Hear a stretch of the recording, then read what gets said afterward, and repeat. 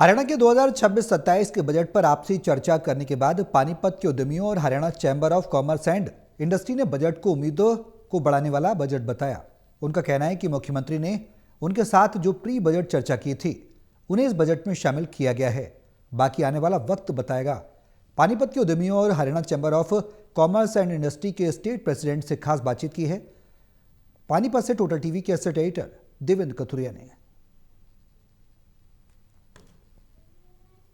हरियाणा सरकार का आज 2026-27 का बजट आया है। मुख्यमंत्री ने बहुत सारी घोषणाएं की हैं और सरकार ये साबित करना चाह रही है कि जो लोग चाहते थे, चूंकि 12,500 लोगों से खुद सरकार ने पोर्टल पर उनके सुझाव मांगे थे और ये कहा गया है कि 5,000 लोगों के सुझाव इस बजट में शामिल किए गए हैं ताकि लोगों की राय से बना बजट है। बजट आ चुका है 2026-27 का हरियाणा का। हमारे साथ Panipat chamber of commerce and industry के चेयरमैन विनोद धमीजा जी हैं, सेक्रेटरी साहब हैं राजीव अग्रवाल जी हैं और इनके पदाधिकारी और ओल्ड इंडस्ट्रियल एरिया पानीपत से जुड़े उद्यमी भी हैं।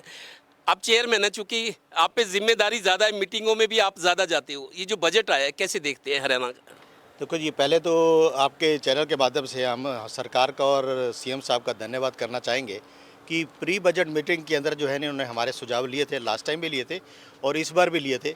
तो इस बार हमारे सुझावों में से जो है ना 4 जो मेजर सुझाव थे उन्होंने इस बजट के अंदर इम्प्लीमेंट किया है। इनके लिए तहे दिल से धन्यवाद। एक पहला था कि हमें जो पानी है, जो यहाँ का जो पानी ट्रीटमेंट जो होके जो है यमुना के अंदर जाता है, वो हमें मिलना चाहिए इंडस्ट्री को। तो इन्होंने 2028 तक का वादा किया कि वो हम 100% जो वेस्ट वाटर है वो ट्रीट करके हमारे को वापस मिलेंगे। दूसरी हमारी समस्या सी ओल्ड इंडस्ट्री एरिया की कि डेवलपमेंट के लिए कि यहाँ पे डेवलपमेंट हम निगम वाले या HSADC वाले नहीं कर रहे थे। तो इस बजट के अंदर वो 500 करोड़ का एक बजट जो लेके आए हैं, जिसमें के अंदर जो है 10 जो है ओल्ड इंडस्ट्री एरिया आ रहे हैं। तो हमें उम्मीद है कि 50 करोड़ रुपए जो हमारे जो ओल्ड इंडस्ट्री एरिया के लिए मिलेगा वो उसके हमारे लिए सफिशेंट होएगा ही। कई लोगों के मुंह से मैंने सुना है कोई नई इंडस्ट्री यूनिट लगानी हो दिक्कत बहुत है, जैसे ज़मीन की है, CLU की है। अगर मान लो आपने अपने बेटे के लिए आपने इंडस्ट्री उसको इंडिपेंडेंट बना के देना चाहते हो, क्या दिक्कतें हैं? अगर दिक्कतें हैं तो सरकार के सामने आनी चाहिए कि ये दिक्कतें हैं, इनकी दिक्कतें दूर हो। हमारी जो नई इंडस्ट्री को खड़ा करना आज की डेट के अंदर जो है बहुत एक मुश्किल है, क्योंकि एक मल्टीपल जो हमारे को NOC जो लेनी पड़ती थी वो अभी हमें नहीं मिल पाती हैं। लेकिन इसके अंदर जो एक बहुत एक अच्छी ये चीज़ लेके आए हैं कि HSADC के जो है ना लॉन्ग टर्म जो लीज़ है पे जो लैंड है वो देंगे और प्लग एंड प्ले का जो इन्होंने बिल्डिंग के शेड बना के गवर्नमेंट ने इस बजट के अंदर लेके आए हैं। तो वो देखना ये होगा कि वो हमारे को जो है किस ढंग से और किस तरीके से वो मिलता है। पानीपत इंडस्ट्री के लिए ये भी अच्छी बात है कि chamber of commerce and industry के स्टेट के जो प्रेसिडेंट हैं विनोद खंडेलवाल जी, बड़े उद्यमी हैं और बहुत चर्चित व्यक्ति हैं, ये भी यहाँ हमारे साथ बातचीत में शामिल हो रहे हैं। आज हरियाणा का बजट आया है, मुख्यमंत्री सरकार में बैठे लोग कह रहे हैं कि इंडस्ट्री के लिए हमने बहुत कुछ कर दिया। अपने उद्यमी साथियों के लिए और खुद क्या फील करते हो, ये बजट आप लोगों की सेहत के लिए कितना अच्छा है? सबसे पहले तो मैं आभार व्यक्त करता हूँ अपने CM साहब का, और ये उनका सेकंड बजट था। सेकंड बजट होने के साथ साथ जो भी समस्याएं पानीपत से संबंधित थी, जो भी यहाँ मीटिंगों में हम लोगों ने उठाई थी, उन्होंने बड़े अच्छे ढंग से उसको देखा है और देखने के बाद यहाँ की पब्लिक के लिए जो इंडस्ट्री के लिए बेस्ट हो सकता था वो उन्होंने करने की पूरा प्रयास किया है, जो कि लोगों को उम्मीद नहीं थी। ये ऐसा पहली बार ऐसा देखने को मिल रहा है कि पानीपत में आने वाले समय को देखते हुए और भी इंडस्ट्री यहाँ बढ़ेगी और गवर्नमेंट का पूरा सपोर्ट यहाँ रहेगा। तो ये एक बहुत बड़ी उपलब्धि है। और जहाँ तक जो भी डिमांड्स हम लोगों ने रखी थी उसके ऊपर उन्होंने बड़े चिंतन होकर जो है कार्रवाई की है और आने वाला समय उसको सब ठीक करेगा। पानीपत की इंडस्ट्री स्पेसिफिक इंडस्ट्री है, ये गुड़गांव और फरीदाबाद या पंचकुला वाली इंडस्ट्री अलग थे, मतलब टेक्सटाइल से रिलेटेड है और Panipat is known across the world textile city. Panipat की समस्याएं मेरे को लगता है कुछ अलग है बाकी इंडस्ट्री से, तो वो इस बजट को कितनी मीट आउट कर ली, आपकी ज़रूरतें पूरी हो रही हैं? सबसे पहली बात तो ये है कि पानीपत जो जहाँ तक एक्सपोर्ट और टेक्सटाइल से संबंधित है, हम लोग आज चाइना को बहुत पीछे छोड़ने के लिए तैयार बैठे हुए हैं। सपोर्ट तो गवर्नमेंट का पूरा है, मगर सबसे बड़ी जो चीज़ है कि जहाँ जो नीड है, जैसे कि टेक्सटाइल पार्क की ज़रूरत है या टेक्सटाइल एग्जीबिशन के लिए जो जो ज़रूरत है, उसके लिए गवर्नमेंट विचार तो कर रही है।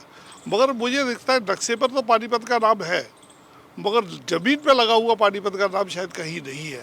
तो ये प्रॉब्लम्स बहुत बड़ी है। तो आप भी इंडस्ट्री से जुड़े काफ़ी पुराने उद्यमी हैं, मनोहर लाल जी भी आए थे, खुश हो रहे थे आप लोगों के साथ कि अमेरिका से ट्रेड डील होगी, अब तो रात दिन फुर्सत नहीं, आपको खाना खाने की फुर्सत नहीं मिलेगी, इतना काम होगा। और दूसरा ये बजट भी आ जाए, कितना अनुकूल महसूस करते हो, आपके लिए कंफर्ट है कि हाँ अब पहले से ठीक है? कुछ ज़्यादा नहीं है, जो भी है वो ठीक है। जो उम्मीदें थी, जो ये सब लोग कह रहे थे कि बहुत कुछ होगा, जो इन्होंने किया है वो ठीक किया है, और आशा करते हैं कि आगे भी पानीपत को ध्यान में रखकर बजट में कुछ सुविधाएं और देंगे। भारत अमेरिका जो ट्रेड डील हुई है उसको लेकर भी बड़े खुश हुए थे, मनोहर लाल जी बधाई देने भी आए थे, आपने हार पहनाई थी उनकी। इन दोनों चीज़ों को देखें तो पानीपत की इंडस्ट्री को कितना रिलीफ मिला है? बजट से पानीपत की इंडस्ट्री को बजट बड़ा बैलेंस बजट है। पानीपत की इंडस्ट्री में जो छोटी छोटी प्रॉब्लम्स थी, जो हम लोगों ने प्री बजट मीटिंग में उठाई थी, वो मुख्यमंत्री जी ने कंसीडर करी हैं। एक हमारी इंडस्ट्रियल शेड्स के ऊपर सेस लगता था 1%, वो बहुत ज़्यादा था। हमने प्री बजट मीटिंग में मुख्यमंत्री जी के सामने मुद्दा उठाया था, आज उन्होंने घोषणा करी है। सेंटर का जो बजट आता है, मैंने 2-3-4 बजटों में सुना है कि एग्जीबिशन सेंटर पानीपत में खुलेगा, 50 करोड़, पता नहीं कितने कितने, 3-4 साल हर लगातार सुनते आ रहे हैं कि पानीपत में एग्जीबिशन सेंटर के लिए सेंट्रल गवर्नमेंट के बजट में ये बातें आई थी। वो उसको देखें तो कहाँ उसका स्टेटस क्या है? अब मुख्यमंत्री महोदय ने बजट में आज अनाउंस कर दिया है कि इसके लिए हब बनाया जाएगा। हब के साथ साथ ट्रेनिंग सेंटर भी खोले जाएंगे, इम्प्लीमेंट भी होगा। अगर स्टेट लेवल पे बजट में अगर अनाउंस हो चुका है तो इम्प्लीमेंट ज़रूर होगा। इससे टेक्सटाइल इंडस्ट्री में कंड्यूसिव एटमॉस्फेयर बनेगा, जिससे कि सारी एक हारमोनी मेंटेन रहेगी। चलिए आप बताओ, अभी आप चर्चा भी कर रहे थे, जब आए आप डिस्कस कर रहे थे कि बजट में पानीपत को क्या मिला, आप कितने संतुष्ट हैं, आपकी ज़रूरतें कितनी पूरी हुई? नहीं, हम संतुष्ट हैं जी। जो कैपिटल सब्सिडी हरियाणा सरकार हमारे को पहले दे रही थी और रेगुलर कर दिया आगे भी, और इंडस्ट्री को इसका बहुत ज़्यादा फ़ायदा है। नए उद्योग लगाने में हमारे को काफ़ी ज़्यादा मदद हरियाणा सरकार की ओर से मिलती है। विनोद जी, एक चीज़ और, अभी 4-5 दिन पहले एक मीटिंग हुई थी, HERC के चेयरमैन आए थे यहाँ पे, Nandlal Sharma ji, Haryana electricity regulatory commission के। वहाँ कुछ उद्योगपति ने, श्री भवन अग्रवाल और लोगों ने ये कहा था कि लाइन लॉसेज और फिक्स चार्जेस हमारे ऊपर सजा दी जा रही है, हमें ये नहीं होना चाहिए। बिल्कुल, उसके अंदर वो मुद्दा मैंने भी उठाया था कि लाइन लॉस जो है वो ले रहे हैं, लेकिन उस दिन जो नंदलाल जी ने बोला था कि वहाँ पे हम दोनों पक्षों का जो बात सुन के और इस पे डिसीजन ज़रूर लेंगे। ये लाइन लॉस जो है हम लोगों पे बर्डर है और उससे हमारी इंडस्ट्री को काफ़ी नाराज़ भी है। मुख्यमंत्री जी ने जो घोषणाएं की हैं, जो बजट लाए हैं, थोड़े टाइम बाद उसकी समीक्षा भी ज़रूरी है, रिव्यू भी किया जाए कि हाँ जो घोषणाएं हुई थी उद्यमियों के लिए उस पर कितना काम किया है। अगर स्लो स्पीड है तो उसमें तेज़ी लाई जाए, ताकि उम्मीद उद्यमियों को लगे कि सरकार ने कहा ही नहीं, वो करके भी दिखा रही है। सहयोगी श्रीनिवास के साथ Devendra Kathuria, total news, Panipat bureau.